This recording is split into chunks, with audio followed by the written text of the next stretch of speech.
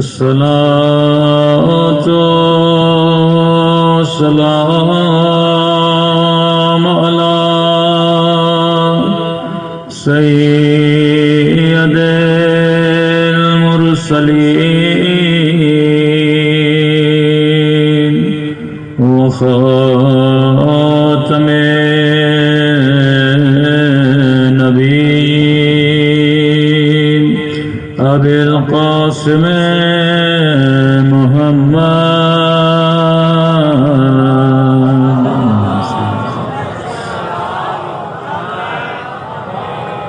وعلى آله الطيبين الطاهرين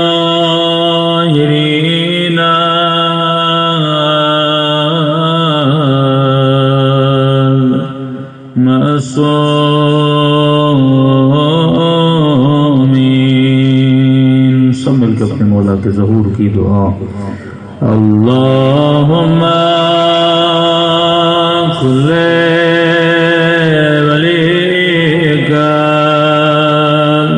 حجت ابن الحسن صلواتک علیہ وعلی آبائہ فی هذه الساعة وفی كل وليا وحافظا وقائدا وناصرا ودليلا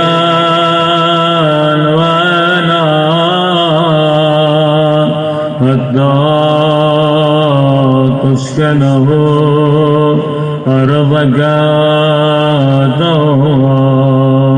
وتمتعه فيها طويلا برحمتك يا أرحم الراحمين. صلوات پڑھیں محمد.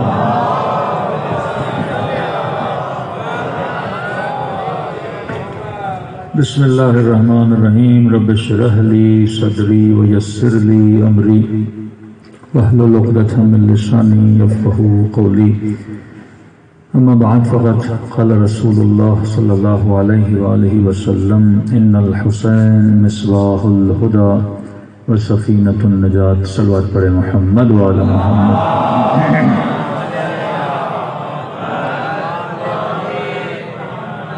دعا ہے پروردگار عالم ہم سب کی عبادتوں کو اپنی بارگاہ میں قبول فرمائے اور جس مقصد زندگی کے لیے ان مجالس میں تشریف لاتے ہیں خدا ان مقاصد میں بھی ہم سب کو کامیابی نصیب فرما دے. کئی مومنین پریشان ہیں التماس دعا کا، کئی بیمار ہیں، ان تمام تر پریشانیوں کی دوری کے لیے، بیماریوں کی دوری کے لیے ایک مرتبہ صلوات پڑھیں محمد والا.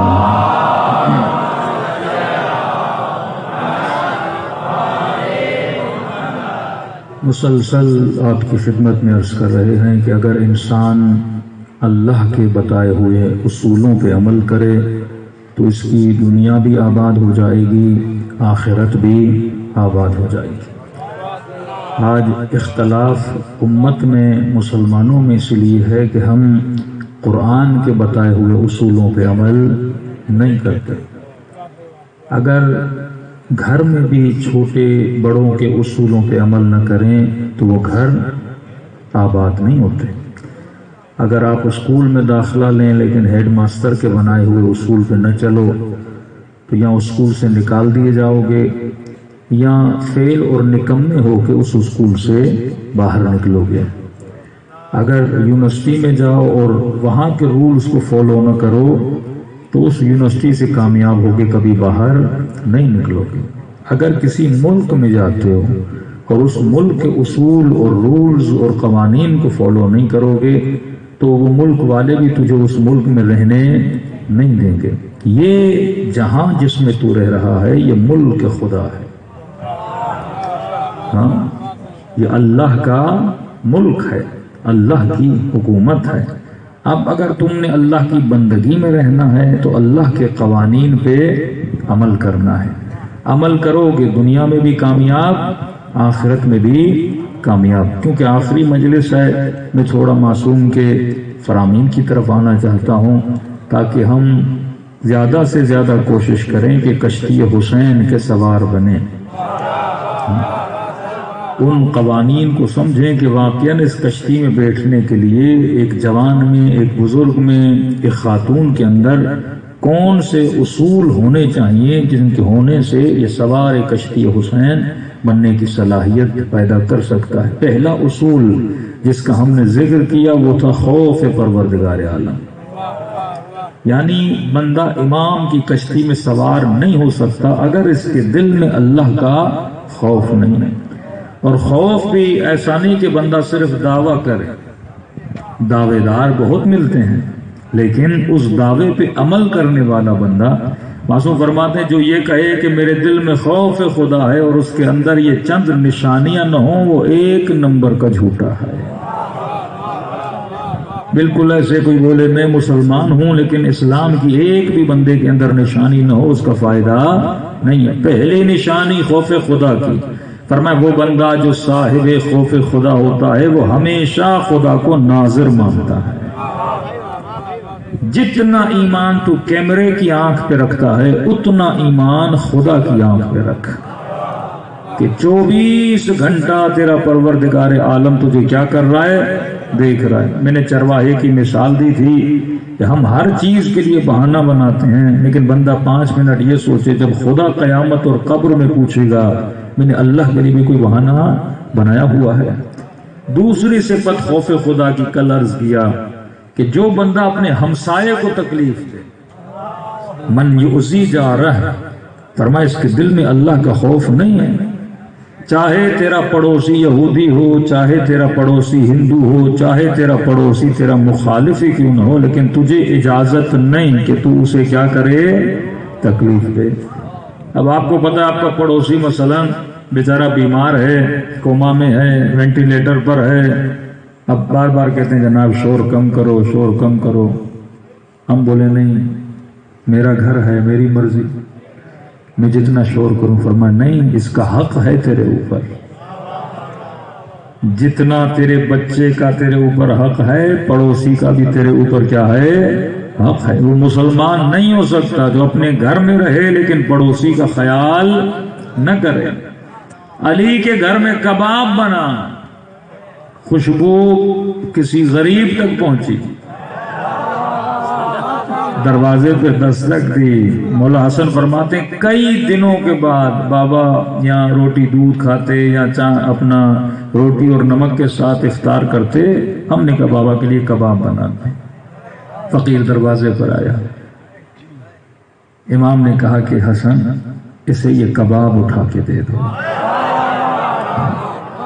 بابا کھجوریں پڑی ہیں، کوئی اور چیز دے دیتے ہیں. فرمایا نہیں، خوشبو جب اس کے ناک تک گئی ہے تو علی کسی کے دل میں حسرت پیدا کرنا نہیں چاہتا.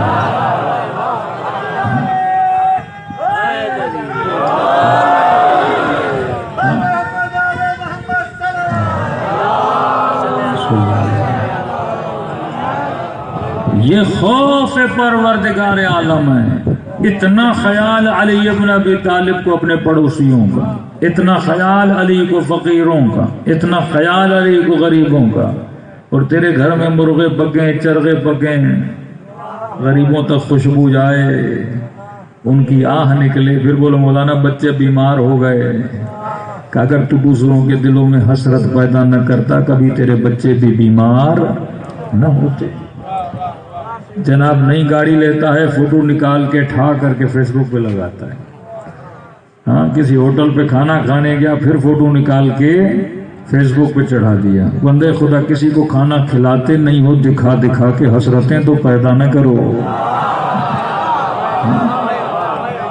مرغا تو کھائے، ٹکا تو کھائے، کباب تو کھائے، کڑھائی تو کھائے، تو دکھا کیوں رہا ہے لوگوں کو؟ یہ حسرت پیدا کروانا، یہ کھانا تیرے لیے کیا بنے گا؟ بیماری بنے گی۔ کوئی چار دوست کھانے گئے ہو، کھانا کھاؤ، لوگوں کو کیوں دکھا رہے ہو کہ ہم کیا کھا رہے ہیں؟ اگر سخی ہو تو سب کو ہوٹل پہ بلا کے کھلاؤ۔ اتنا دل اور جگر ہے تو لوگوں کو کھلاؤ۔ یہ آج کل معاشرہ جہاں جا رہا ہے یہ عدم خوف خدا ہے۔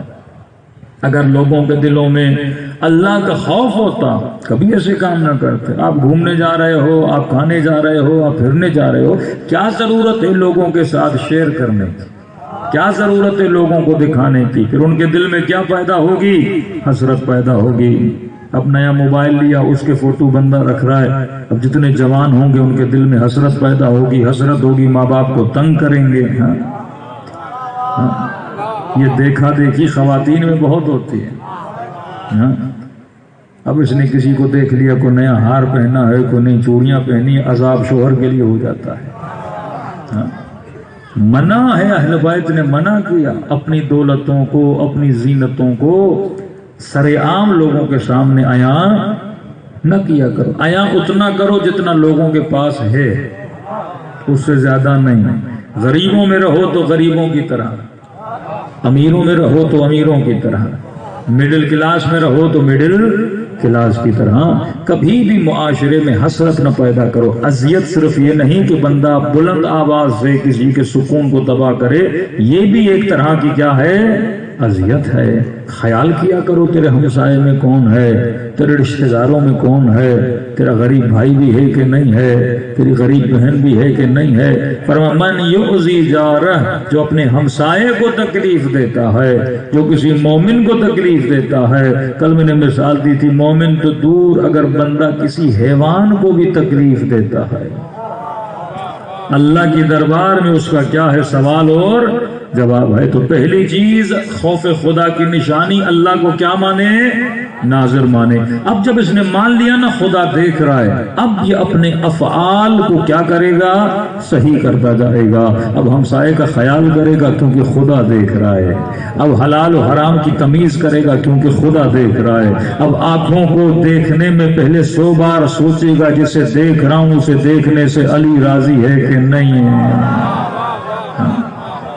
نظارت آ گئی نا، ہمسائے کا خیال کرے گا۔ تیسری صفت فرمایا من نہى النفس عن الہوى، جس کے دل میں اللہ کا خوف ہوتا ہے وہ ہوا، وہ ہوس نفس سے خود کو روکتا ہے۔ یہ نہیں کہا کہ حرام سے خود کو روکتا ہے، شیعہ تو ویسے ہی حرام نہیں کرتا نا، علی والا متقی بندہ، لیکن یہ ایک اور منزل اوپر ہے۔ فرمایا یہ اپنے نفس کو ہوا سے روکتا ہے۔ اب یہ ہوا جو چل رہی ہے یہ والی ہوا نہیں ہے، یہ ہوائے نفس ہے۔ ہوا حرام چیز نہیں ہے لیکن خلاف خوف خدا ہے۔ بندے کے دل میں اللہ کا خوف ہو، وہ ہوا، وہ ہوس پرست نہیں ہوتا۔ کیا مطلب؟ بعض اوقات ہم کئی حلال کام کرتے ہیں پر اس میں ہوس بازی ہوتی ہے۔ مثلا ایک بندہ کھانے کا بڑا شوقین ہے، اب کھانا کھانا حرام نہیں ہے لیکن اس کو لت لگ گئی ہے کھانے کی، ہوس باز بن چکا ہے۔ اللہ نے مثلا پیسہ بھی دیا ہے، اب ڈیلی دوستوں کو فون کرے آج کس ہوٹل پہ کھانے جائیں گے، کل کس ہوٹل پہ کھانے جائیں گے۔ پتہ چلا نواب شاہ میں ایک نئی ہوٹل کھلی، آج چلو یہاں جا کے کھاتے ہیں۔ پھر پتہ چلا حیدرآباد میں مچھلی بڑی اچھی ہے، آج رات کو نکل جاتے ہیں وہاں مچھلی کھاتے ہیں۔ آپ کہیں گے مولانا آپ کو کیسے پتا؟ بھائی ہم حیدرآباد میں رہتے ہیں۔ بندہ سوچے کراچی میں کون سی اچھی چیز ہے، کہ کراچی جا کے وہ چیز کھاتے، یعنی یہ پیٹ کے لیے کبھی ادھر دوڑے، کبھی ادھر دوڑے، کبھی کراچی دوڑے، پیٹ کے لیے۔ ایک مومن ابھی تو بوڑھا ہو گیا، کہہ رہے مولانا یہ مجلسیں ہمیں پتہ ہی نہیں تھی واقعا خوف خدا کیا ہوتا ہے۔ کہ کھانے اور پیٹ کی اتنی ہوس تھی، ہم دبئی میں کام کر 90s کی بات کر رہے تھے، کہہ رہے تب فلائٹیں بڑی سستی بھی ہوتی تھیں، دبئی میں کہہ رہے ہمیں چھٹی ملتی تھی شب جمعہ اور جمعہ 2 دن چھٹی ہوتی تھی۔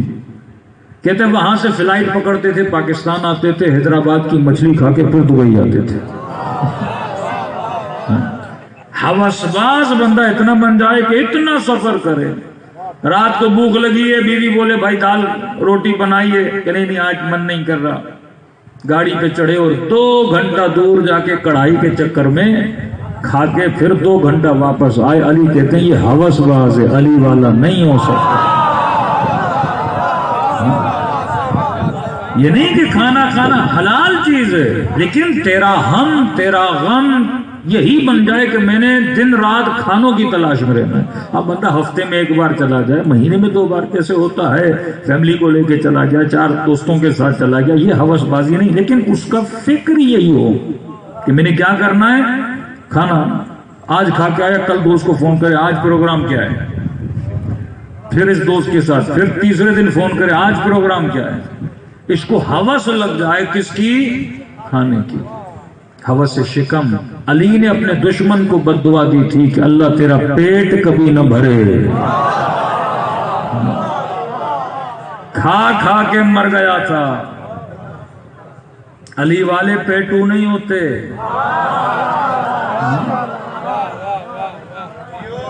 تبھی بہت کم شیعہ علماء دیکھو گے جن کے پیٹ نکلے ہوئے ہوں گے۔ دوسروں کا تو پتہ نہیں چلتا، پہلے حضرت پیٹ آتا ہے پھر جناب آتے ہیں۔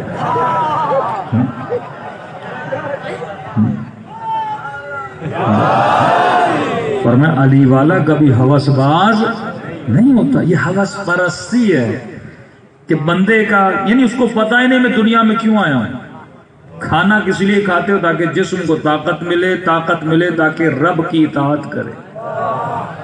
آرام کیوں کرتے ہو؟ تاکہ دماغ کو طاقت ملے، پھر صبح اٹھ کے شیطانی کرے۔ نہیں، اس دماغ کو راہ خدا میں استعمال کرے۔ ہوس باز من نہا نفس، اپنے نفس کو، اب نفس کو پتہ ہے علی والا ہے، گناہ تو کرتا نہیں ہے، نماز بھی پڑھتا ہے، مجلس میں بھی آتا ہے، ماتم بھی کرتا ہے، زیارت پہ بھی جاتا ہے، کسی کو تکلیف بھی نہیں دیتا، ہاں بیوی کے ساتھ بھی اخلاق اچھا، اولاد کی بھی پرواہ کرتا۔ اب کا اس کو کہاں پھنساؤں؟ کا اس کو بریانی اور چرخوں اور مرغوں میں پھنسا لو۔ اسے کیا کرو؟ شکم پرست بنا دو۔ اس کو اس ایسی ایکٹیویٹی میں مصروف کرو کہ کئی گھنٹے لگ جائیں، کس میں؟ کھانے میں لگ جائیں۔ ہاں ہوتا ہے کئی جوان نئی شادی کرتے ہیں، چلو بیویاں کھانے بناتی ہیں، خوش ہوتے ہیں، لیکن اب بیوی کو بولے بس تو کھانا ہی بناتی رہے، آج یوٹیوب پہ دیکھ یہ کھانا، کل یوٹیوب پہ دیکھ وہ کھانا، صبح سے شام تک بیوی کہاں کھڑی رہے؟ 6 گھنٹے کچن میں کھڑی رہے۔ ہوتا ہے شروع کے دنوں میں 2 مہینہ 4 مہینہ 6 مہینہ، لیکن ہم و غم یہ بن جائے کہ بندہ کچن سے نہ نکلے، یعنی 1 پاؤں کچن میں، دوسرا پاؤں باتھ روم میں۔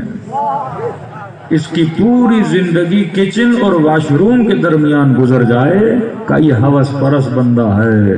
علی والا کبھی ہوس باز نہیں تھا۔ من نہا النفس عن الہوا، جس نے اپنے نفس کو ہوا سے کیا روکا۔ اب شکم پرستی بھی ہوس پرستی ہے، کبھی کبھی بندہ شہوت پرست بن جاتا ہے۔ اب نکاح کرنا حرام نہیں ہے، لیکن نکاح کی ہوس ہو جائے، 1 نکاح 2 نکاح 3 نکاح 4 نکاح۔ ایک پٹھان کا انٹرویو سن رہا تھا، افغانستان کا تھا، تو وہ کہہ رہا اگر میرے پاس 2 ملین افغانی ہو جائیں 3 بیویاں اور لوں، تو اس نے کہا ابھی کتنی ہے؟ کہا 3 ہیں۔ کہا اور 3 لوگ تو ان کا کیا کرو گے؟ اسلام میں تو 4 ہیں۔ کہا 3 کو طلاق دے دوں گا۔ ہوس پرستی ہوس بازی ہے۔ اب بولے نہیں میں مسلمان زیادہ پیدا کر رہا ہوں، تیرا ٹھیکہ ہے مسلمان پیدا کرنا؟ اللہ نے کوئی وحی نازل کی؟ پہلے خود تو سدھر جا۔ یہ ہیں بعض ایسے لوگ، ایران کے بلوچستان میں بھی وہابی قسم کے لوگ، اور کراچی میں بھی ایک مولوی بڑا مشہور ہے، ابھی اس نے 4تھی شادی کی۔ ابھی وہ کہتا ہے زیادہ پیدا کرو، وہابی جتنے زیادہ پیدا ہوں گے زیادہ پیدا کرو۔ میں نے کہا تو محنت کرتا جا، بڑے ہو کے ان کو ہم یہیں لا دیں گے۔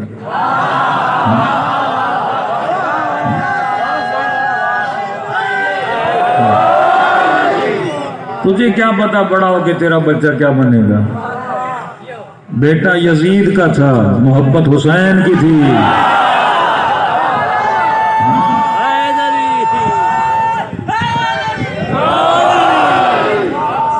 بندہ خدا یا تو کوئی بچے پیدا کرتا نہیں، یا تو کوئی اتنے زیادہ. اب شیطان نے اس کو بہانہ کون سا دیا؟ اسلام کا، کہ وہاں بھی کم ہے، زیادہ پیدا کر، زیادہ پیدا کر. اب اپنی ہوس کو پورا کرنے کے لیے سہارا کس کا لے رہا ہے؟ اسلام کا لے رہا ہے. ہاں اللہ کہتے ہیں ضرورت ہے کر، کوئی مسئلہ نہیں. بندے کی بیوی بیمار ہے دوسری کر لیتا ہے، کوئی مسئلہ ہے اولاد نہیں ہو رہی، کوئی لوجیکل کوئی جینین ریزن ہے بندہ تب جاتا. لیکن اگر کسی کو ہوس لگ جائے نکاح کی، چیز تو حلال ہے لیکن اگر ہوس باز بن جائے، صبح سے شام تک یہ ہو کہ میں نے دوسری شادی کرنی ہے. شیعوں میں تو پھر ایک قدم اور اجازت بھی ہے بندے کو. ہاں ہمارے ہاں پھر ٹیمپریری نکاح کا بھی مسئلہ ہے. اب بندہ اتنا ہوس باز بن جائے، صرف نکاح کے پیچھے دوڑتا رہے. چھٹے امام کا فرمان ہے، فرماتے ہیں جس کو شہوت کی ہوس ہے، جس کو شہوت کی، صبح سے شام تک اس کا ہم اور غم یہ ہے کہ میں نے اپنی شہوت کو کیسے پورا کرنا ہے. فرمایا یہ جعفر صادق کا شیعہ نہیں ہو سکتا. ہر چیز کو اپنے اندازے میں رکھا کرو. 70 سال کا بندہ ہو گیا آج بھی کہتے ہیں مولانا کوئی دوائی ہے، کوئی شوائی ہے. ہاں بھائی تیرے 2 پاؤں قبر میں جانے والے بندے خدا. ہاں اس ایج میں بھی بندہ شکم کے پیچھے ہو، نکاح کے پیچھے ہو. یہ جو ہوس ہے نا انسان کی، انسان کو کیا کر دیتی ہے؟ اللہ سے دور کر دیتی ہے. ہر چیز کو تعادل میں رکھا کرو. ہاں بدن کو صحت مند رکھو، لیکن یہ نہیں کہ صبح سے شام تک کسی چیز کے پیچھے لگ جائے. صبح سے شام تک ایک ہی فکر ہو کہ پیٹ کیسے پالنا ہے، صبح سے شام تک یہی فکر ہو کہ نکاح میں نے کرنا ہے. یہ ہوس بازی من نہى النفس عن الہوا. فرمایا اگر خوف خدا ہوگا تو ان چیزوں پہ غور و فکر کرے گا. کہیں شیطان میری توانائیوں کو، میری انرجیز کو کہیں اور تو نہیں لگا رہا. یہ انرجی جو میں نے خدمت امام زمانہ میں خرچ کرنی ہے، یہ انرجی میں نے جو غلام حسین بننے میں خرچ کرنی ہے، میں کہیں اور تو خرچ نہیں کر رہا. کسی کو بات کرنے کی ہوس لگ جاتی ہے، صبح سے شام تک جوان کے کان پہ موبائل لگا ہوا ہے، ہاں پتہ نہیں کن سے باتیں کر رہا ہے. یہ سوچو تو صحیح، تو اپنے کانوں کی انرجی، اپنے زبان کی انرجی کہاں پہ خرچ کر رہا ہے؟ بندے خدا 2-2 4-4 گھنٹے کسی نامحرم سے بات کرنے سے اچھا ہے کائنات کے سب سے بڑے محرم خدا کا ذکر کیا کرو. اب مرنے کے بعد کہو گے خدا مجھ سے بات کیوں نہیں کرتے؟ اللہ کہے گا تو نے دنیا میں جو مجھے لفٹ نہیں کرائی. اب ان کو بلانا جن سے تو باتیں کرتا تھا. کتنی دیر دفنانے کے بعد لوگ تجھے یاد رکھتے ہیں. تھک کے ٹوٹ کے جنازہ دفن کر کے سارے کیا ہو جاتے ہیں؟ سو جاتے ہیں. اب تو جان، تیری قبر جانے، منکر جانے، نکیر جانے. اللہ کہے گا مجھے یاد کیا ہوتا تو میں بھی قبر میں آتا نا. فَاذْكُرُونِ، یہ میرے جملے نہیں، خود فَاذْكُرُونِي أَذْكُرْكُمْ. اے میرے بندے میرا ذکر کرو میں تیرا ذکر کروں گا. مجھ سے محبت کر، پھر دیکھ میں تجھ سے کتنی محبت کرتا ہوں. یہ بندے کو پتا ہونا چاہیے میں کیا کر رہا ہوں. یہ ہوس بازی انسان کو کیا کرتی ہے. نوجوانوں کو ایک مشورہ دے رہا ہوں، چیک کیا کریں. کئی ہوسیں ہوتی ہیں. میں نے کسی جوان سے پوچھا یہ بتا تو موبائل کتنا چلاتا ہے؟ چیک کر تیری موبائل میں وہ کون سی ایپلیکیشن ہے اور کس ایپلیکیشن کو تو کتنے گھنٹے استعمال کرتا ہے. مثلا موبائل میں فیس بک بھی ہے، واٹس ایپ بھی ہے، کوئی 1-2 گیم بھی ہوں گی، 1-2 ایسی ایپلیکیشن. اب یہ سوچ تو کس ایپلیکیشن کو کتنے گھنٹے چلاتا. تو نوجوان نے بتایا مولانا ایک ایپلیکیشن ہے، کوئی گیم کی ایپلیکیشن تھی، شاید PUBG تھی، کہ تقریباً میں 6 گھنٹے 8 گھنٹے. کئی تو کہتے ہیں مولانا کھیلتے کھیلتے تکیے پہ نیند ہی آ جاتی ہے، پتہ ہی نہیں لگتا کتنے گھنٹے ہم کھیلتے ہیں. کسی نے کہا مولانا میرے موبائل میں لوڈو ایپلیکیشن ہے، 4 گھنٹے 5 گھنٹے. اب خود بھی اپنا ٹائم ضائع کر رہا ہے. اگلا بندہ کتاب پڑھ رہا ہوگا اسے بھی فون کرتے آ جا. ایک بندہ کم ہے، یعنی خود تو شیطان بنا ہوا ہے، اگلے کو بھی کہتا ہے شیطان بن جا. پھر کہتے ہیں ہم 2 ہیں، کسی اور کو کہتا ہے تو بھی آ جا، تاکہ مل کے ہم کیا کریں اپنی ہوس کو پورا کریں. میں نے کہا بندے خدا اب جا کے گھر چیک کر، ہر وہ ایپلیکیشن، ہر وہ چیز جو تمہارے وقت کو ضائع کرے، کیونکہ جو بندہ وقت ضائع کرتا ہے اس کا دل قسی ہو جاتا ہے، پھر نہ نماز میں مزہ آتا ہے نہ ذکر خدا میں مزہ آتا ہے۔ میں نے فوراً جا کر اس اپلیکیشن کو کیا کر ڈیلیٹ کر دے۔ ایک اپلیکیشن کو ڈیلیٹ کرنے سے تو اپنے دن کے 4 گھنٹے بچائے گا، دوسری کو ڈیلیٹ کرنے سے 6 گھنٹے بچائے گا، کیونکہ اتنا تو پتا ہے تجھے اپنے اوپر کنٹرول ہے نہیں، تو سیدھا کام یہ کر اسے کیا کر ڈیلیٹ کر دے، نہ وہ رہے گی نہ تیرا ٹائم ضائع ہو جائے گا۔ اگر کوئی بندہ تنگ کر رہا ہے تو اس کا نمبر بلاک کر دے، نہ کال آئے گی نہ تیرے سر میں کیا ہوگا درد۔ یہ چیک کر کے کون سے لوگ ہیں جو تجھے خدا سے دور کر رہے ہیں، کون سی اپلیکیشنز ہیں، کون سے سسٹمز ہیں جو تجھے خدا کے سسٹم سے کیا کر رہے ہیں دور کر رہے ہیں۔ تو ہر چیز، ہوس صرف کھانا نہیں ہے، صرف شہوت نہیں، یہ بھی ہوس ہے کہ بندہ 6 گھنٹے ایک چیز کے پیچھے لگا ہوا ہے، ہم و غم۔ بھائی کس لیے لگا ہوا ہے؟ نہ دین کا فائدہ نہ دنیا کا فائدہ، خسر دنیا والآخرہ۔ یہ 4 گھنٹے کوئی کتاب پڑھ لیتا، 4 گھنٹے کسی دکان پہ جا کے کام کر لیتا، یہ 6 گھنٹے کوئی ڈیوٹی جا کے کر لیتا، اس سے کیا ہوتا؟ دنیا کا فائدہ بھی ہوتا، تجربہ بھی ہوتا۔ اپنے ماں باپ کا ہاتھ کا مولانا کوئی کام نہیں، میں نے کچھ بھی نہیں ہے، ماں کا ہاتھ بٹا، کچھ بھی نہیں ہے، چل بیوی کی مدد کر۔ بیکار بندہ تو نہ علی کے کام کا ہے نہ خدا کے کام کا ہے۔ امیر المؤمنین گزر رہے، خاتون شکایت کرتی ہے کہ کیوں ناراض ہو؟ کہ علی سے شکایت ہے۔ کہ علی نے کیا کیا؟ کہ میں بیوہ ہوں، علی کو میری پرواہ نہیں، میرے بچے بھوک مر رہے ہیں، میں گھر کا کام کروں یا بچوں کے روزی کی کا کمبر جلدی کر، اس کے لیے گندم کی بوری لا، کھجور کی بوری لا۔ اور خاتون کو کہا تو کھانا بنا، علی تیرے بچوں کو سنبھالے گا۔ کمبر کہتے ہیں علی گھر میں گئے، اتنی دیر ہو گئی آئے نہیں، کیا کر رہے ہیں؟ اس کے چھوٹے بچوں کو کاندھوں پہ بٹھا کے علی بچوں کے ساتھ کھیل رہے ہیں۔ کبھی بچوں کو ادھر بٹھائیں، کبھی بچوں کو، گھنٹے گزر گئے۔ کمبر کہتے ہیں میں نے دروازے پہ دستک دی، خاتون گھر کے صحن میں کھانا بنا رہی تھی، میں نے کہا کہ میرا آقا آپ کے گھر میں آیا تھا۔ کہا آقا؟ کہاں؟ کہا کون آقا؟ کہا علی ابن ابی طالب۔ خاتون فوراً علی کے قدموں میں گری، مولا میں تو جذبات میں آ کے کچھ بول گئی، مجھے نہیں پتا تھا آپ امیر المومنین ہیں۔ کہ مولا واقعاً اگر حاکم ہو تو علی جیسا حاکم ہو۔ کتنے گھنٹے تو ضائع کرتا ہے، ان گھنٹوں کو اچھی جگہ پہ لگا، اچھے دوستوں کے ساتھ، اچھے لوگوں کے ساتھ، اچھی محفل میں۔ تو فرمایا پہلی چیز اللہ کی آنکھ کو ناظر مانے، دوسری چیز اپنے ہمسایوں کو، لوگوں کو تکلیف نہ دے، تیسری چیز کیا ہے؟ اپنے نفس کو ہوا و ہوس سے بچائے، چوتھی چیز فرمایا جس کے دل میں خوف خدا ہوتا ہے وہ بندہ استقامت والا بندہ ہوتا ہے۔ استقامت کا مطلب مضبوط ہوتا ہے، مچھر کی طرح نہیں ہوتا۔ خوف خدا رکھنے والا کبھی بھی اس کے قدم اللہ کی راہ میں چلتے ہوئے لڑکھڑاتے نہیں ہیں۔ دوسری صفت جس کو آج بیان کرنا ہے، معصوم فرماتے ہیں جس کے دل میں خوف خدا ہوتا ہے، اس کے اندر ایک، جس کے دل میں اہل بیت کے اصول ہوتے ہیں۔ دوسرا اصول یہ ہے، جو بندہ یہ چاہے کہ میں کشتی حسین میں سوار ہو جاؤں، دیکھے کہ یہ عادت میرے اندر خوف خدا ہے، ایک اصول پورا۔ دوسرا اصول یہ ہے، اگر تو کشتی حسین میں بیٹھنا چاہتا ہے، فرمایا دیکھ تیرے اندر یہ جذبہ ہے کہ نہیں۔ مولا کون سا جذبہ؟ فرمایا لوگوں کو معاف کرنے کا جذبہ۔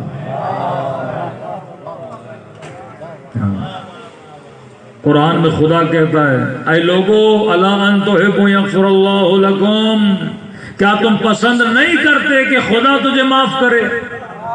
تو اگر پسند کرتے ہو اللہ تجھے معاف کرے تو میرے بندوں کو معاف کرنا شروع کر دے۔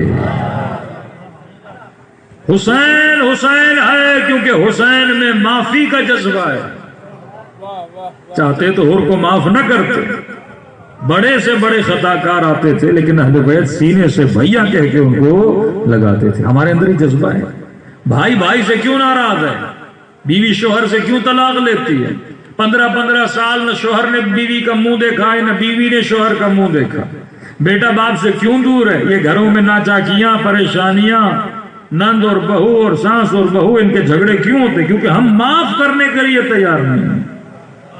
بندہ کہتا ہے چھوڑ دے، کون سا خون کیا ہے، کون سا قتل، مر جاؤں گی معاف نہیں کروں گی۔ اللہ تجھے کیسے معاف کرے گا؟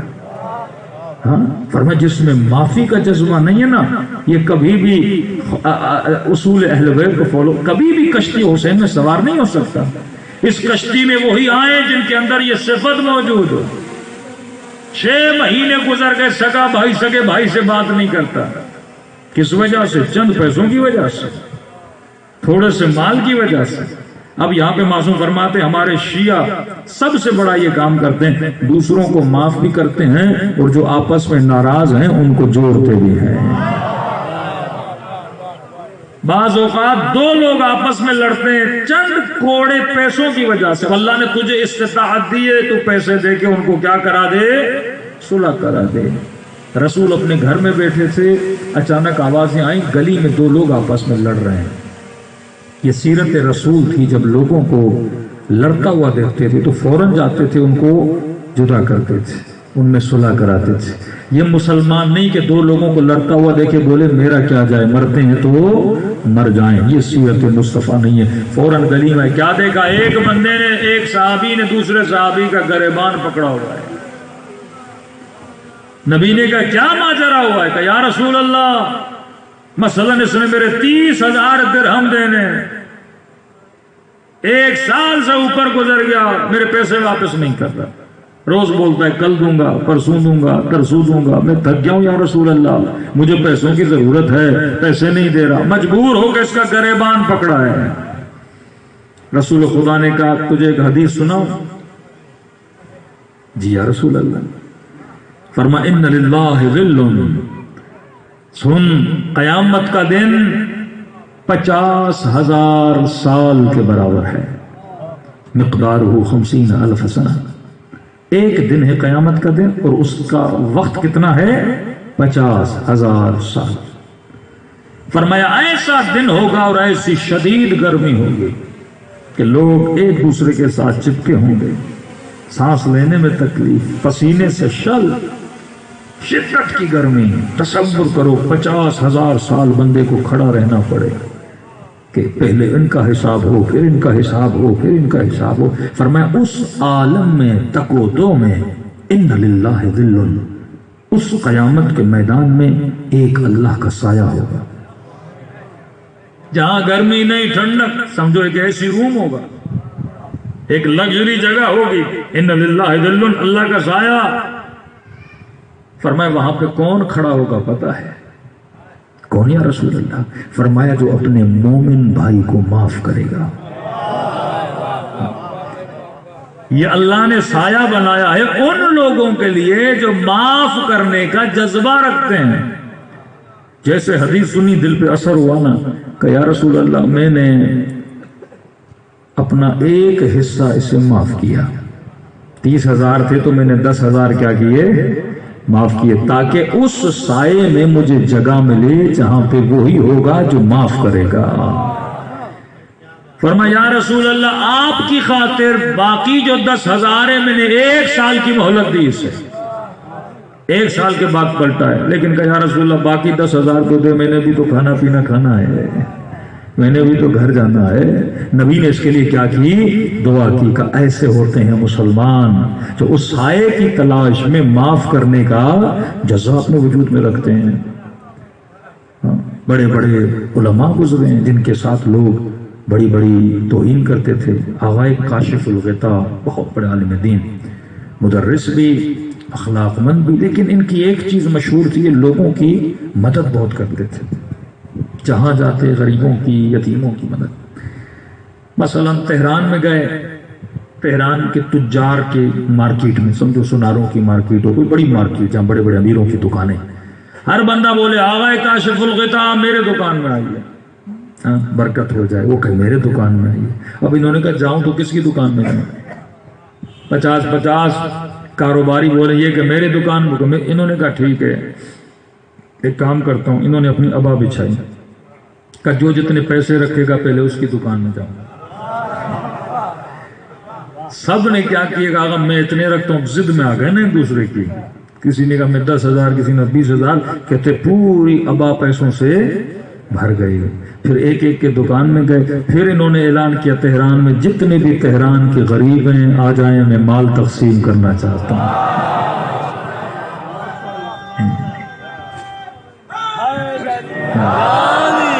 تاجروں کی دکان میں گئے اور سارا پیسہ غریبوں میں تقسیم کیا۔ اسی طرح ان کو سہم سادات ملا ایک بڑی مقدار میں۔ ان کو پتا چلا کہ اصفہان کے سادات بہت غریب ہیں، چلے گئے اصفہان۔ رہتے عراق میں تھے لیکن نکلتے تھے سال میں کئی مرتبہ غریب اور ایتام کی مدد کے لیے۔ اصفہان گئے، اصفہان کی سب سے بڑی مسجد میں اعلان کیا 2 دن پہلے کہ بھائی جتنے بھی غریب سادات ہیں فلاں دن صبح اتنے بجے آ جائیں، ان کو سہم سادات تقسیم کیا جائے گا۔ سارے سادات آئے، یہ پیسے دیتے گئے، سارے لے کے چلے گئے، سارے پیسے کیا ہو گئے؟ ختم ہو گئے۔ آخر میں بہت دیر سے، نماز کا ٹائم بھی ہو گیا، ابھی آقا نماز پڑھنے والے تھے، بہت دیر سے ایک سید آیا اور کہنے لگا شیخ کاشف الغطاء، مولوی صاحب میرا پیسہ مجھے دو۔ آگے کاشف الغطاء نے کہا سید صاحب پیسے ختم ہو گئے ہیں، ہم نے اتنی دیر پہلے اعلان کیا تھا، اب ابھی آئے ہو، پہلے آتے تو مل جاتے، جتنے لوگ آئے ہم نے سب میں کیا کر دیا؟ تقسیم کر دیا۔ کہ تم مولوی چور ہو، ہم سیدوں کے پیسے کھا گئے، میں یہاں تک آیا ہوں مجھے پیسے نہیں دے رہے۔ انہوں نے کہا دیکھو پیسے ہیں ہی نہیں، تم ٹائم پہ آئے نہیں۔ کہا نہیں تم ہمارا حق کھا گئے ہو۔ اب جو ہتاک تھا، بدتمیز تھا، جو اس کے منہ میں آیا بولتا کیا بولتا۔ آقا نے کہا نہیں ہے پیسے، یہاں تک کہ یہ غصے میں آیا کہ مجھے پیسے نہیں دے رہے، مجھے میرا حق نہیں دے رہے۔ اس نے غصے میں آ کے آقا کاشف الغطاء کے چہرے پہ لعاب دہن پھینکا۔ داڑھی ان کی بڑی تھی، ان کی ریش مبارک پہ اس سید کے منہ کا پانی جا کے لگا۔ انہوں نے ابا کے دامن سے داڑھی کو صاف کیا۔ ان کی مرید آگے بڑھے، قبلہ یہیں پہ اس کو دبوچتے ہیں، اس نے اتنی بے ادبی کی، بے احترامی کی، کہ نہیں کوئی ضرورت نہیں ہے۔ اسی وقت پھر انہوں نے مسجد میں ابا بچھائی، کہنے لگے جو کاشف الغطاء کی عزت کرتا ہے اگر جیب میں کچھ ہے تو میری ابا کے دامن میں ڈالتے جاؤ۔ لوگ نے پیسے نکالنا، جو جس کے پاس تھا 100 200 جو تھا اتنے کر کے ابا میں کافی پیسے جمع ہو گئے۔ آقا کاشف الغطاء نے پیسے اٹھائے، اس سید کے قریب گئے، اسے پیسے دیے، اس کے ماتھے کا بوسہ لیا، کہا دیکھ غلطی تیری نہیں غلطی میری تھی، اگر یہی کام میں پہلے کرتا تجھے غصہ نہ آتا، تو میں معذرت چاہتا ہوں کہ میں نے یہ کام پہلے نہیں کیا، میرے ذہن میں نہیں آیا، تجھے غصہ نہ آتا، تیری غلطی ہے تو معاف کر، میری غلطی ہے میں نے معاف کر دیا۔ فرمایا ایک دوسرے کو معاف کر دیتے ہیں، مسئلے کو کیا کرتے ہیں؟ رفع دفع کرتے ہیں۔ جو لوگوں کو معاف کرنے کا کیا رکھے؟ جذبہ رکھے۔ اگر جذبہ نہیں ہے، جناب سلمان فارسی جب علی نے مدائن میں بھیجا، گورنر ہے مدائن کا، سمجھو ایسے کوئی جیسے سندھ کا وزیر اعلیٰ ہوتا ہے، اتنا عہدہ، سلمان جیسے پہنچے، اب ظاہر سادہ سا لباس، بوڑھا سا سلمان تھا، ایک غریب تھا، وہ سامان اٹھا کے جا رہا تھا، ایک بوری، اب اس بندے سے بوری اٹھنی نہیں تھی، بڑی وزنی تھی، سلمان دوڑے دوڑے آگے بڑھا، میرے بھائی میں تیری مدد کرتا ہوں۔ اس نے سلمان کو دیکھا، اس نے سمجھا کوئی مزدور ہے، ہاں کہا ٹھیک ہے مدد کر۔ اب سلمان نے مدد کے لیے بولا، اس نے بوری چھوڑ دی کہ ساری تو اٹھا۔ بیچارہ سلمان اٹھاتے اٹھاتے اس کے دروازے پر پہنچا، اس نے کہا مزدور بہت شکریہ، یہ لے پیسے۔ سلمان نے کہا اگر تجھے پیسوں کی ضرورت ہو تو گورنر ہاؤس آ جانا، تجھے کا کیا مطلب؟ آپ ہو کون؟ کہا میں مدائن کا گورنر علی کا غلام سلمان محمدی ہوں۔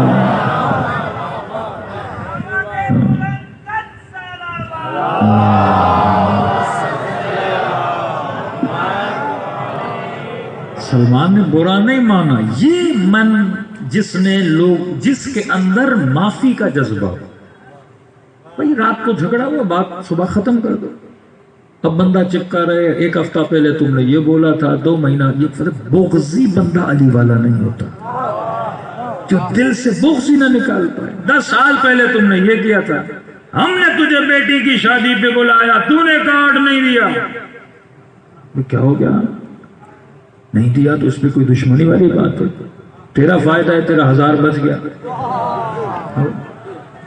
اس میں کون سے غصے کی بات ہے؟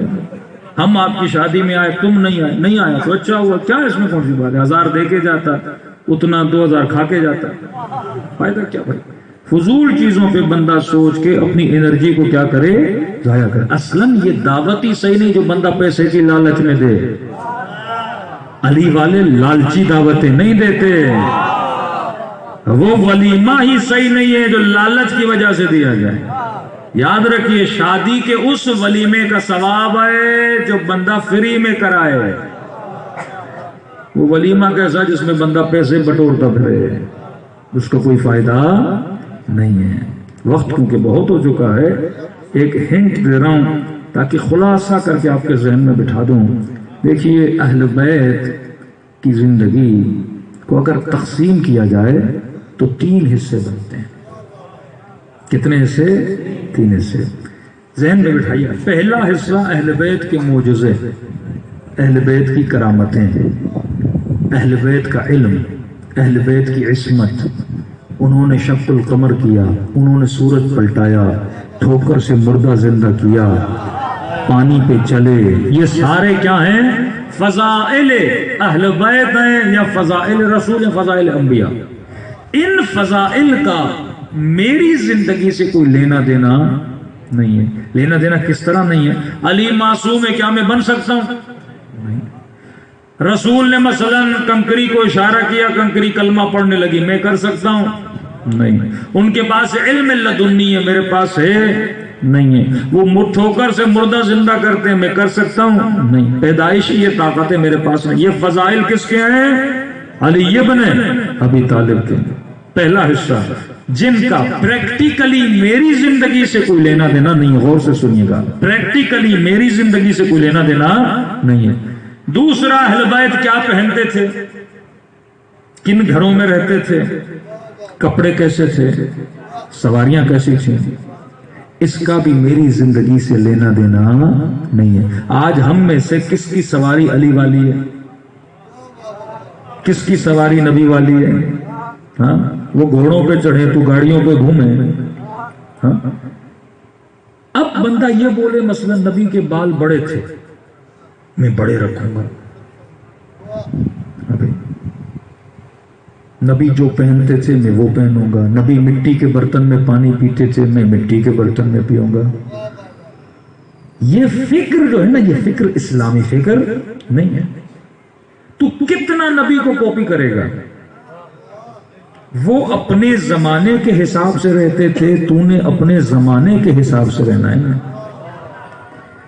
ایک صوفی چھٹے امام کے پاس آیا اور کہنے لگا کہ فرزند رسول, تیرے کپڑے ویسے نہیں ہیں جیسے تیرے بابا علی کے تھے, مجھے دیکھ, میرے کپڑے وہی ہیں, میری جوتی کو دیکھ. امام نے کہا میرا زمانہ بھی وہ نہیں جو میرے بابا علی کا زمانہ تھا. کہ تو نے چیزیں تو سیکھی ہیں لیکن تیرے دماغ میں حکمت نہیں ہے. بابا غریبوں کے زمانے میں رہتے تھے, ویسے کپڑے پہنتے تھے. میں جس زمانے میں رہتا ہوں مسلمانوں کی حالت بہتر ہو چکی ہے, میں ویسے کپڑے پہنتا ہوں. ہر کسی کو اپنے زمانے کے حساب سے کپڑے پہننے چاہیے. اب بولے نہیں نبی زلفیں, بھائی نبی کی صرف زلفیں بڑی نہیں تھی, ابو جہل کی بھی بڑی تھی, ابو لہب کی بھی. پورے عرب میں جتنے لوگ بال رکھتے تھے پچھلے زمانے میں بال کیا ہوتے تھے؟ بڑے ہوتے تھے. زمانے کے حساب سے آج تقریباً لوگ بال چھوٹے رکھتے ہیں, بڑے بال نہیں رکھتے. ہر بندہ چیزیں اپنے حرام نہیں ہے بڑے بال رکھنا, کوئی بولے نہیں, لیکن یہ بولنا میں اس لیے رکھ رہا ہوں کیونکہ نبی کے بڑے تھے, تو پھر گھر بھی ویسا بناؤ, پھر خچر بھی کھڑا کر دو, پھر گدھا بھی کھڑا کر دو, پھر ساری چیزیں وہ کرو جو اس زمانے میں ہوتی تھی. یہ پریکٹیکلی امپاسبل ہے کہ بندہ اس زمانے کو کیا کرے؟ کاپی کرے. عرب اپنے معاشرے میں رہتے تھے, اپنے معاشرے کا لباس تھا, اپنے معاشرے کے کام. بندہ بولے میں بریانی نہیں کھاؤں گا کیونکہ رسول نے نہیں کھائی تھی, میں نہاری نہیں کھاؤں گا کیونکہ رسول نے نہیں کھائی تھی. بھائی ہر بندہ اپنے زمانے کے حساب سے رہتا ہے. پہلا حصہ ان کے معجزات، ان کی کرامتیں، ان کا علم، اس سے میرا لینا دینا نہیں ہے، یہ فضائل ان کے، کوئی مانے نہ مانے علی سے کوئی فضیلت چھین نہیں سکتا۔ جو اب پوری دنیا بولے میں خدا کو نہیں مانتی، کیا ہوتا ہے؟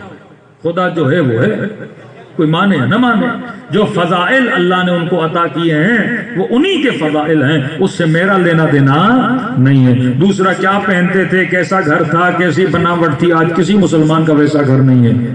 تیسری چیز ہے علی اور آل علی، رسول اور آل رسول، اور قرآن کی آیتوں کے بتائے ہوئے اصول، اس کا میری زندگی سے ڈائریکٹ لینا دینا ہے، ڈائریکٹ لینا دینا ہے۔ اب شیعہ بھی کتنے ہیں؟ 3 طرح کے شیعہ ہیں۔ اہل بیت کی زندگی کے کتنے حصے؟ 3 حصے۔ شیعہ کتنے؟ 3 طرح کے شیعہ۔ پہلا شیعہ عادی شیعہ، جو مجلس میں آتا ہے عادتاً، محرم کا چاند نظر آیا، بندہ مجلس میں آتا ہے کہ ہمسایہ پوچھے گا کہ مجلس میں گئے کہ نہیں گئے، اب اس نے بتانا تو ہے نا کہ میں حسین کی مجلس میں جا چکا ہوں۔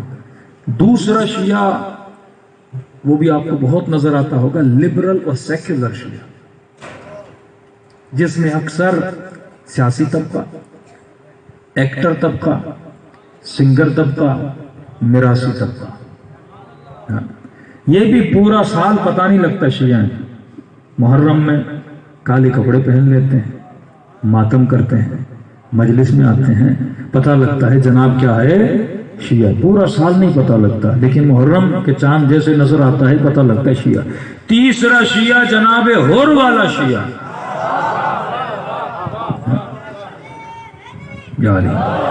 جو واقعاً مجلس ابی عبداللہ الحسین میں سلمان بننے کے لیے آتا ہے، جو واقعاً کچھ حاصل کرنے آتا ہے۔ اب 3 طرح کے شیعہ، 3 اہل بیت کی زندگی کے طبقات ہیں۔ کامن کہاں پر ہیں؟ یہ تینوں قسم کے شیعہ، عادی شیعہ، سیکولر شیعہ، عمل والا شیعہ، یہ تینوں شیعوں کا امام کون ہے؟ علی ہے۔ امام تو تینوں کو علی ہے نا، تینوں کس کو مانتے ہیں؟ علی ابن ابی طالب کو مانتے ہیں۔ اب جب علی کی زندگی کا پہلا حصہ پڑھا جائے گا، جس میں خیبر ہے، جس میں خندق ہے، جس میں علی کا علم ہے، جس میں علی کا حلم ہے، جس میں علی کی امامت ہے، جس میں علی کے معجزے ہیں، تو تینوں شیعہ کیا بولیں گے؟ واہ واہ، کیونکہ کس کی تعریف ہو رہی ہے؟ تینوں کے مرشد اور امام کی تعریف ہو رہی ہے۔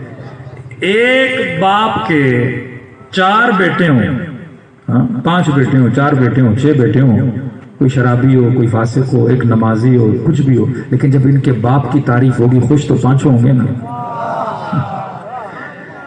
تینوں شیعہ خوش ہوتے ہیں، کیونکہ تعریف کس کی ہوتی ہے؟ ان کے مولا کی ہو رہی ہے۔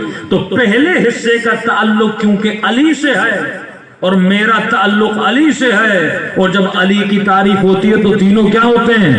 خوش ہوتے ہیں۔ جب مولا کی زندگی کا دوسرا حصہ بیان ہوتا ہے کہ علی بڑے سادہ تھے، علی جوتی کو 60-70 ٹیکے لگاتے تھے، علی فقیروں کے ساتھ بیٹھتے تھے، یہ بھی سن کے تینوں شیعہ کیا ہوتے ہیں؟ خوش ہوتے ہیں۔ بھائی کس کی تعریف ہو رہی ہے؟ میرے مولا علی کی تعریف ہو رہی ہے۔ لیکن مسئلہ کب ہوتا ہے؟ جب اصول علی کو بیان کیا جاتا ہے، جس کا میری زندگی سے لینا دینا ہے۔ جب اصول بیان ہوتے ہیں نا تو 2 شیعہ بھاگ جاتے ہیں، کہتا ہے مجھے یہ نہ بتا علی نے میرے لیے کیا کہا، مجھے یہ بتا علی کیا تھا، کیونکہ تیسری چیز کا میری زندگی سے لینا دینا ہے۔ اگر میں پوری مجلس اس پہ پڑھتا رہوں نا علی کیا تھے، مجمع آخر تک واہ واہ کرتا رہے گا، لیکن یہ پڑھو نا علی والے کیا ہوتے ہیں، تو لوگوں کے چہروں پہ مایوسی چھا جاتی ہے۔ ہاں جیسے الحمدللہ اس مجلس میں کئی داڑھی والے بھی ہیں، بغیر داڑھی والے بھی ہیں۔ اب میں پوری مجلس داڑھی پہ پڑھوں تو جن کی داڑھی ہے وہ ان کو بولیں گے آج مولوی لگتا ہے تیرے لیے ہی پڑھ رہا ہے، کیونکہ اس کا میری زندگی سے لینا دینا ہے نا۔ اہل بیت کے اصولوں کا میری زندگی سے لینا دینا ہے۔ بندے کو یہ اچھا نہیں لگتا، میں نے پنجاب میں مجلس پڑھنے کا، میں نے کہا مثلاً کوئی سیاستدان میری مجلس میں آ جائے، تصور کرو رانا ثناء اللہ کے بیٹھ گئے، اب رانا ثناء اللہ کے ہوتے ہوئے اگر علی کے فضائل پڑھوں تو وہ بھی خوش ہوگا، لیکن کوئی مومن کے مولانا یہ بتائیے شمر کی صفات کیا ہوتی ہیں؟ اصول زندگی حسین بتائیے، پھر تو کسی کو اچھا نہیں لگے گا نا، کیونکہ جب اصول کی بات ہوتی ہے نا تو بندے کو یہ محسوس ہوتا ہے کہ اب بات میرے بارے میں ہو رہی ہے، علی کے بارے میں نہیں ہو رہی۔ تو جب تک علی کی بات ہو بندہ خوش ہوتا ہے، کیونکہ تینوں کا علی امام ہے، لیکن جب اصول کی بات ہوتی ہے، قبلہ یار محمد شاہ صاحب کا واقعہ سنایا تھا کہ نہیں سنایا تھا میں نے آپ کو؟ مجلسیں اتنی ہوتی ہیں بندے کو یاد بھی نہیں رہتا کون سی چیز کہاں پڑی، اگر سنایا بھی ہے تو دوبارہ سن لیں۔ کسی وڈیرے نے قبلہ یار محمد شاہ صاحب جنوبی پنجاب کے بہترین عالم اور خطیب دی، دعوت دی۔ اب دیکھیے ذاکر جب آتا ہے پڑھنے تو ذاکر کیا پڑھتا ہے؟ 2 قصیدے 4 دوڑے مصیبت کی۔ اب قصیدے میں کیا ہوتا ہے؟ علی کی زندگی کا پہلا حصہ، سارا مجمع واہ واہ واہ واہ واہ واہ، مصائب پڑھے، سارے اہل بیت کی مصیبت کو مانتے ہیں، سارے کیا کرتے ہیں؟ روتے ہیں۔ اب اس نے غلطی سے یار محمد شاہ کو بلا لیا، جو 2 حصے تو پڑھتا تھا لیکن زیادہ علی کی زندگی کا اصول پڑھتا تھا، تیسرا حصہ۔ اب ہوتا یہ تھا اس پنجاب کے گاؤں میں کہ وڈیرے اسٹیج لگاتے تھے، سارے لوگ نیچے، اور انہوں نے خاص ایک جگہ اسٹیج پہ بنائی ہوئی تھی جہاں پہ خاص وڈیرے صاحب کی جگہ تھی، بڑی پگڑی پہن کے، کاٹن کے کلف کے کپڑے پہن کے، ہاتھ میں کسا لے کے، داڑھی بالکل نہیں تھی اور مونچھیں کانوں سے اوپر، ایسے بیٹھ گیا، کبھی ادھر سے تاؤ دے رہا ہے کبھی ادھر سے تاؤ دے رہا ہے۔ قبلہ نے دیکھا، مجلس پڑھتے پڑھتے پڑھتے مجمع کو کہا آج تک تم میں سے کسی نے شمر دیکھا ہے؟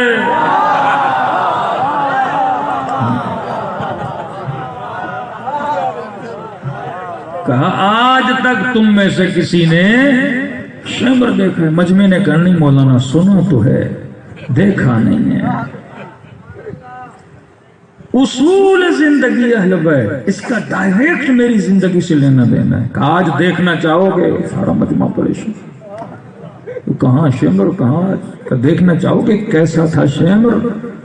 مجمع نے کہا جی مولانا دیکھنا چاہیں گے۔ بوڑھے سے تھے یار محمد شاہ صاحب، ہاتھ میں ایسا کسی کا کھڑے ہو جاؤ، وڈیرا کھڑا ہو گیا، پتہ نہیں کیا ہوا، کہا بالکل ایسا تھا۔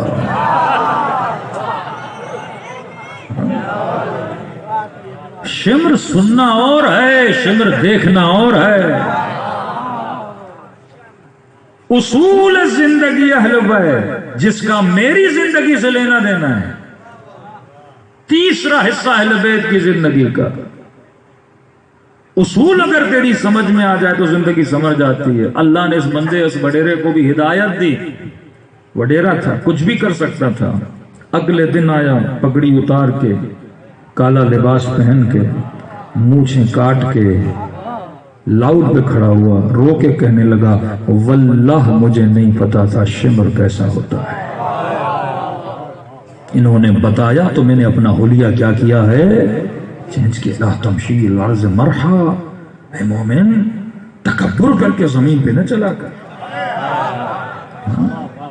سب سے زیادہ خدا جس چیز سے ناراض ہوتا ہے متکبر، بیڑیاں کھلی ہوئی ہیں، سینہ نکلا ہوا ہے جیسے زمین اس کے باپ کی ہے، پر میں کبھی بھی تکبر کر کے زمین پہ نہ چلا کر۔ صلوات پڑھے محمد والا۔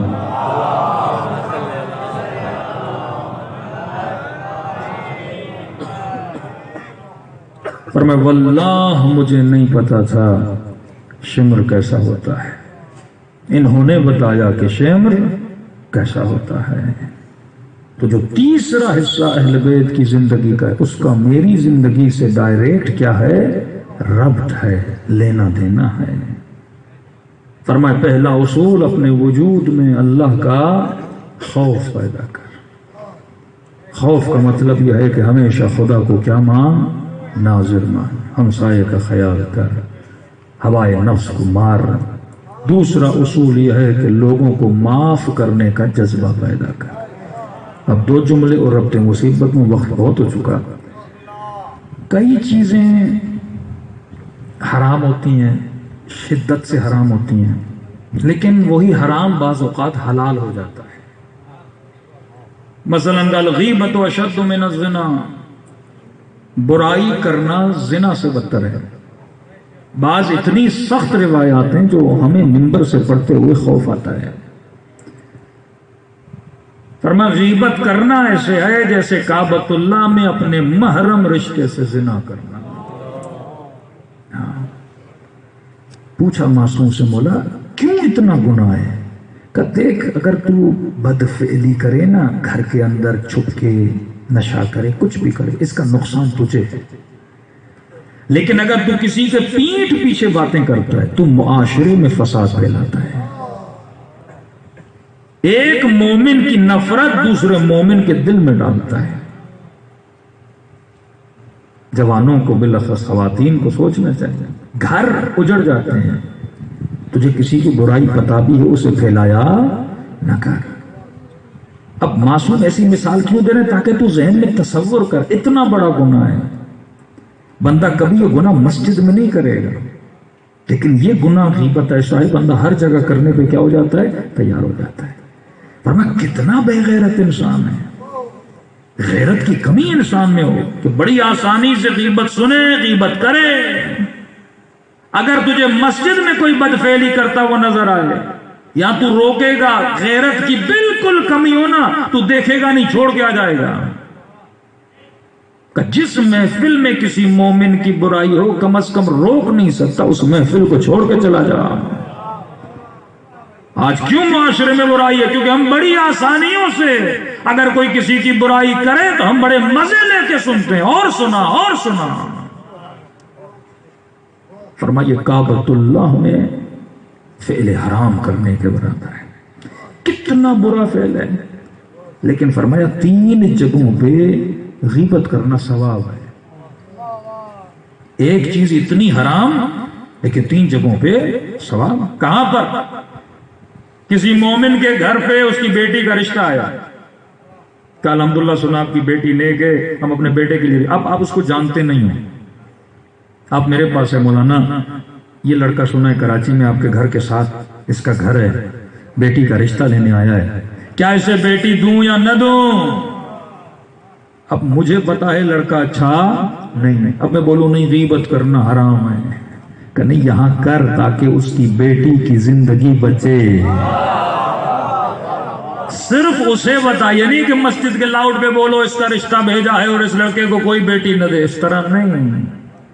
اسے بتا بھائی اس کے یہ عیب مجھے پتا ہے، آگے آپ جانو، آپ کا کام جانے. دوسرا، کسی مومن کو بزنس کرنا ہے کہ مولانا فلاں کے ساتھ پارٹنرشپ بھائی وارہ کرنا چاہتے ہیں، کریں کہ یا نہ کریں؟ اب آپ کو پتا ہے اس نے فلاں کے ساتھ کیا تھا اور اس کے سارے پیسے لے کے بھاگ گیا. اب غریب بندہ ہے، اس کے پاس 15-20 لاکھ، کہتا ہے مولانا انویسٹ کروں نہ کروں. اب بندہ بولے نہیں غیبت نہیں کرنی. کوئی بولے یزید کی غیبت نہیں کرنی. یزید کی غیبت کرنا ثواب ہے، تاکہ دنیا کو پتا چلے کتنا خبیث تھا یہ بدبخت. ٹھیک ہے نا؟ فرمایا اگر کسی نے کسی کا مال کھایا اسے کیا دو؟ مشورہ دو، تاکہ اس مومن کا نقصان نہ ہو. تیسرا کہاں پر؟ اگر کوئی مظلوم تیرے پاس آئے، کسی نے مثلا اس کے بیٹے کو کھانے پہ ڈلوا دیا، بیٹی کو مروا دیا، اس کا مال اس کی زمین پہ قبضہ کر لیا، ابھی آپ کے پاس آتا ہے فلاں کو جانتے ہو، اس نے میری زمین کھائی، فلاں نے میری بیٹی کو تکلیف دی. ماسو فرماتے ہیں مظلوم جب دل کا درد سنانے آئے نا تو سنا کرو، ثواب ہے، تاکہ اس غریب کا من کیا ہو جائے؟ ہلکا ہو جائے نا.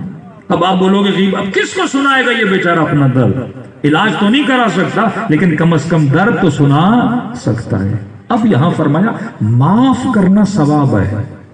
میں نے حدیث بھی پڑھی، قصے بھی پڑھے، لیکن 3 جگہوں پہ معاف نہ کیا کرو. معافی کس کے لیے؟ معاف اسے کرنا جو تجھ سے معافی مانگنے آئے. معاف اسے کرنا جو اپنی غلطی پہ شرمندہ ہو. جناب نے آپ کے پیسے نہیں دیے ہیں اور کہتا ہے بھائی میں غریب بندہ ہوں، پیسے نہیں ہیں، بزنس میں نقصان ہوا، اللہ کے نام پہ مجھے معاف کر دو. لیکن دوسرا وہ ہے کہتا ہے نہیں دیتا، جو کرنا ہے کر. کیا اسے بھی معاف کریں کہ نہیں؟ 2 جوتے مارے ایسے بندے کو، 4 FIR کاٹ کے اس کو تھانے میں بند کروا دے. جملہ سننا معصوم کا، فرمایا العفو للمقر لا للمصر. معافی مقر کے لیے ہے، مصر کے لیے نہیں ہے. معافی کس کے لیے ہے؟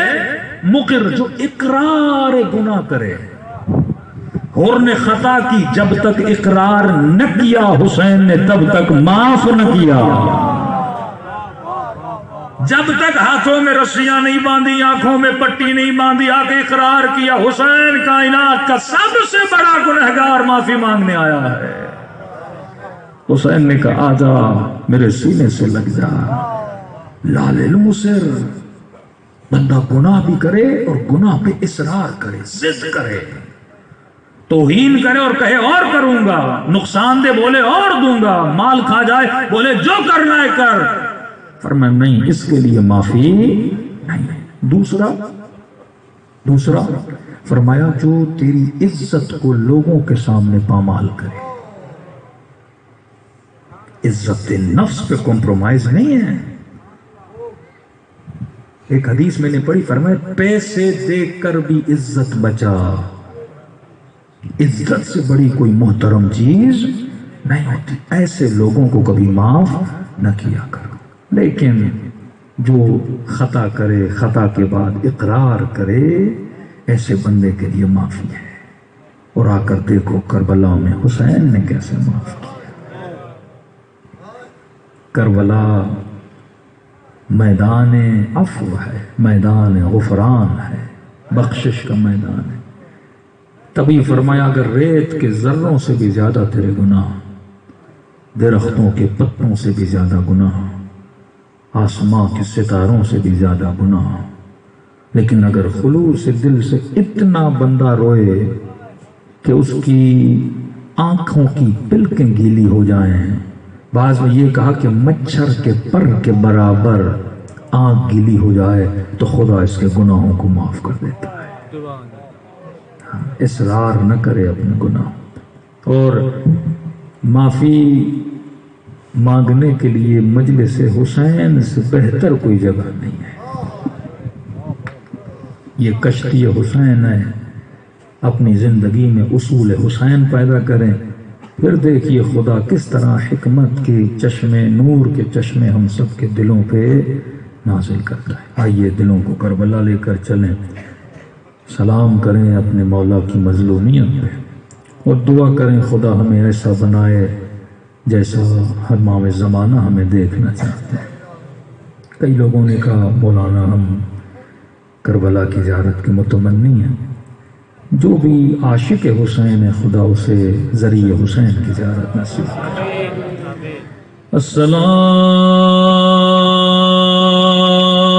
السلام علی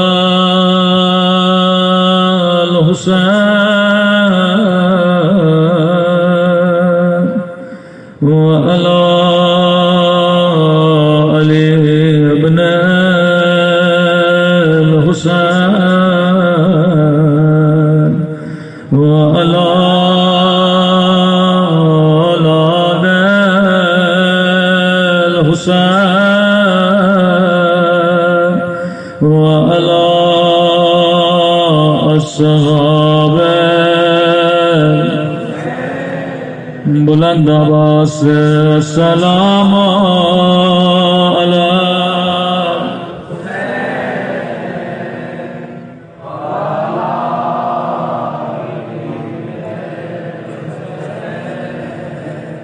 وعلی اولاد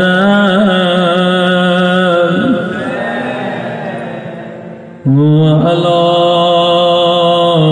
الصحابہ.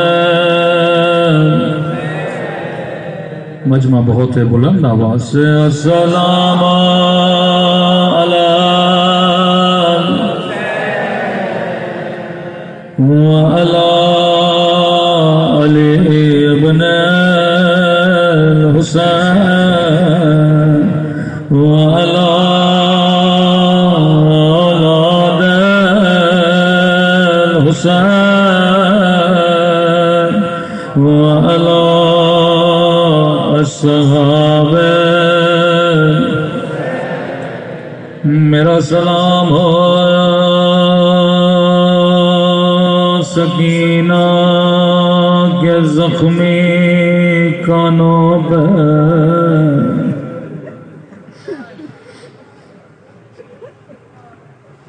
میرا سلام ہو زینب کی لٹی ہوئی چادر پہ فرمایا مرشی نجفی میرے عزاداروں کو کہہ دو جب تیری آنکھوں میں آنسو ہو میرے ظہور کے لیے دعا کیا کرو کہا مولا جب دعا کرو خدا کو کون سا واسطہ دو فرمایا اللہ دو واسطے کبھی رد نہیں کرتا ایک خدا کو میری پپھی زینب کا واسطہ دو دوسرا خدا کو میری ننھی سے سکینہ کا واسطہ دو خدا یہ دو واسطے کبھی رد نہیں کرتا تبھی فرمایا شیو جب جب پانی پیو میری سکینہ کو یاد کیا کرو ایک گھونٹ کے لیے میری بچی کو تماچے مارے گئے پورے راستے بچی پانی مانگتی رہے شمر کبھی دادیا نہ مارتا کبھی سکینہ کو تماچے مارتا رو رو کے کہتی بابا تو نے تو کہا تھا یتیموں کے سروں پہ ہاتھ پھیرا جاتا ہے بابا کسی نے مجھے سینے سے نہیں لگایا کل بھی میں نے عرض کیا اکثر بی بی زینب کا کرتی تھی دکھ اس بات کا نہیں کہ زینب کو غیروں نے نہیں پہچانا دکھ اس بات کا زینب کو اپنوں نے نہیں پہچانا میں کہوں بی بی اپنوں کا قصور نہیں اپنوں نے کبھی نہیں سوچا کجا زینب کجا شرابی کا دربار کہاں زینب کہاں بازار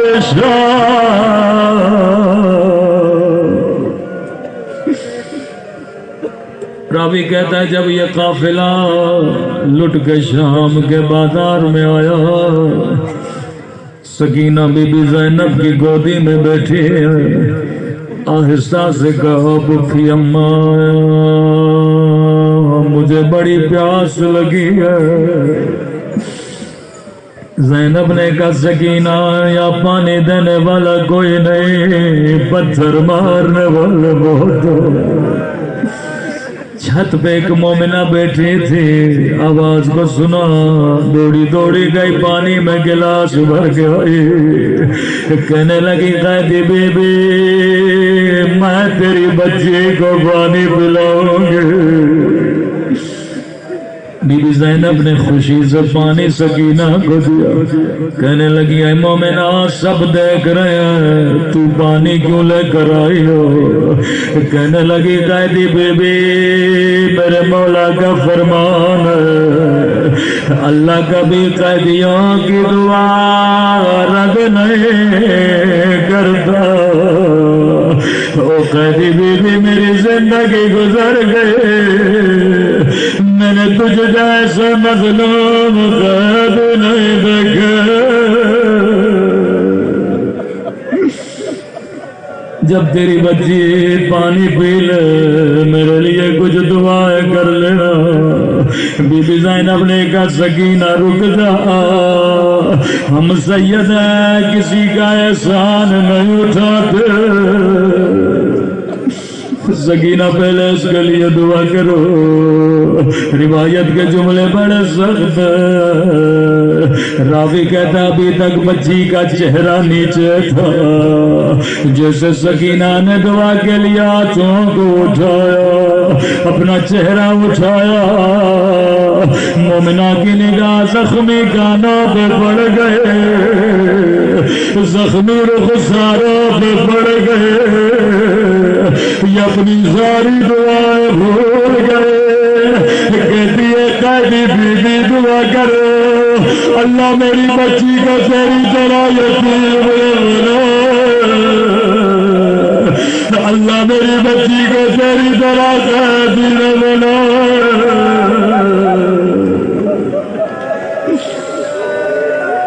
سکینہ نے دعا کے لیے ہاتھوں کو بلند کیا، رو کے کہنے لگی میرے اللہ تجھے میری یتیمی کا واسطہ،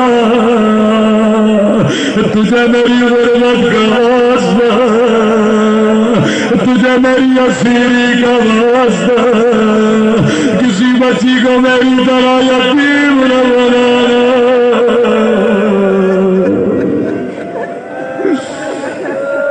کہاں مومنہ بتا دوسری دعا کیا کروں؟ کہنے لگی قیدی بی بی دعا کرو، اللہ مجھے مدینہ بھیجے، خدا کسی کو غربت میں وطن کا نام نہ سنائے۔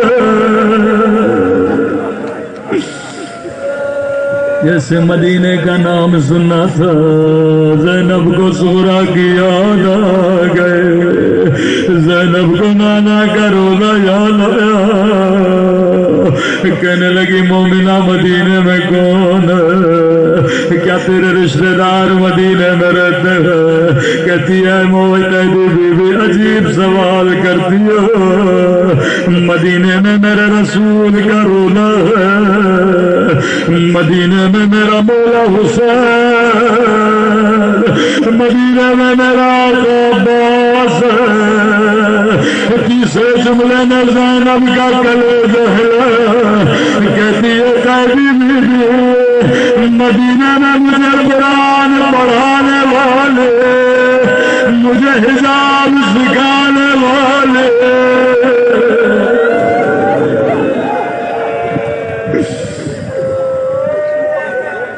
زینب کو بڑا پیار آیا، کہنے لگی مومنہ اللہ تجھ پہ رحمت نازل کرے، بڑی دیر سے میں نے حسین کا نام نہیں سنا، یہ بتا تو نے حسین کا نام لیا، تو نے عباس کا نام لیا، اے مومنہ کیا مدینے والی بی بی سے ناراض ہو؟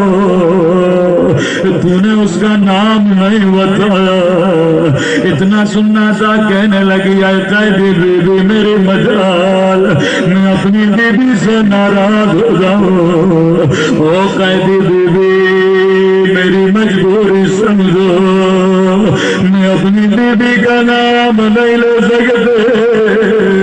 کہا کیوں نہیں لے سکتے؟ کہتی ہے قیدی بی بی یہاں بازار کا ماحول ہے، نامحرموں کا مجمع ہے، میں اپنی بی بی کا نام نہیں لے سکتی۔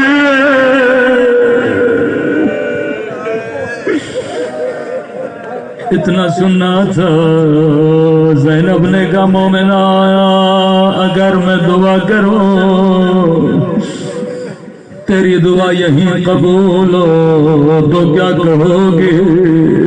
کہتی ہے قیدی بی بی کیا کہنا چاہتی ہو؟ کہ اگر مدینے والی بازار میں نظر آئے تو کیا کہو گے؟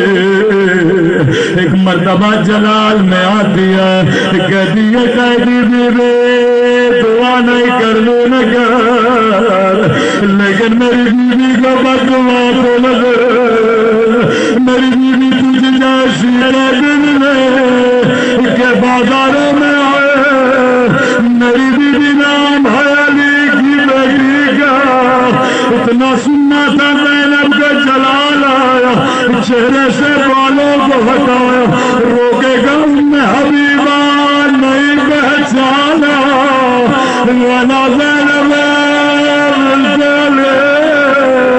ارے نہیں زینب میرا حسین مار گیا۔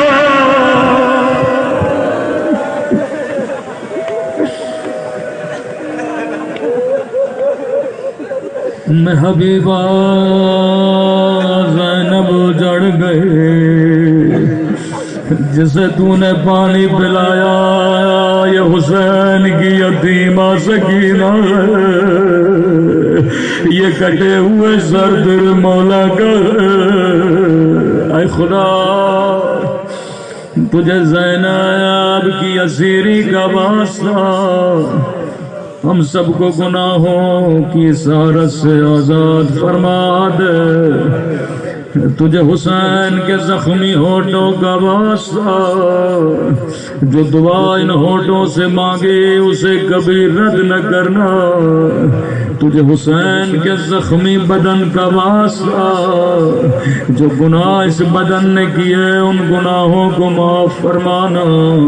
پروردگارا تجھے واسطہ شہداء کربلا کا ہم سب کو قبر و قیامت میں شفاعت حسین نصیب فرما، غضنفر کی جھولی کو آباد فرما، مانیان مجلس کی توفیقات میں اضافہ فرما، ان کے گھر میں رشتہ داروں میں کوئی بیمار ہے اسے شفاء کاملہ عاجلہ نصیب فرما، جو تنگ دست ہیں ان کے رزق میں اضافہ فرما، ان گنہگار آنکھوں کو امام زمانہ کی زیارت نصیب فرما، جو کربلا اور زیارات اعتبات کے متمنی انہیں زیارات اعتبات نصیب فرما۔ پروردگارہ تب تک موت نہ دینا جب تک اپنے گناہوں سے معافی نہیں کرتے، ہمارے مرحومین کو شہداء کربلا کے ساتھ محشور فرما، قبر و قیامت میں زیارت حسین نصیب فرما، شفاعت حسین نصیب فرما، جو مانگا نہیں مانگا اپنے خزانے قدرت سے ہم سب کو عطا فرما۔ ربنا تقبل منا انک انت السمیع الدعاء۔ مومن پاری پاری جائے تے بھئی سائیں خان بعد میں حجت علیہ